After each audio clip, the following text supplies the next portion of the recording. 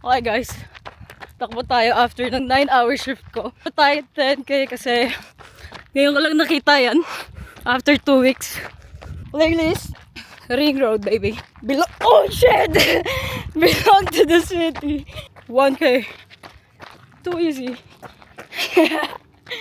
This is way too easy.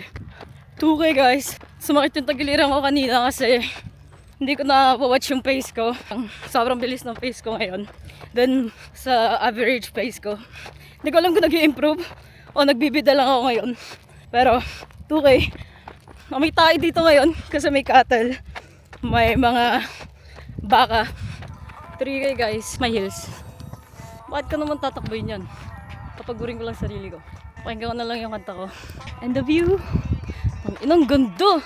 Alam niyo ba guys, sobrang flat dito. Pag may nakita kang ganyan, ang angas. Ano siya ka-flat? Ang init! Wala akong dalang tubig. Yung pa ako, nainitan na. Pero, ayos lang. Easy. 3k na. Easy 3k. Pupuntahan ko 5k away sa pinag-parkingan ko. Punta doon 5k. Magmuni-muni muna ako. Wala, senti lang.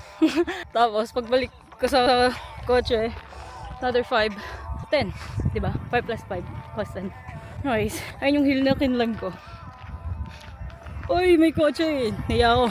4k guys. Taka ng tagiliran ko. Wala akong tubig. Pero, 1k na lang. Umaga na din yung pace ko. Eh, makakasabilisan kasi parang zone 2 lang siya. Pero, nasa highway na ako. Malapit na yung gusto mo puntahan. 5k. Wala pa rin ako. Siguro mga kalahating kilometro pa. Para makapunta ka sa dam.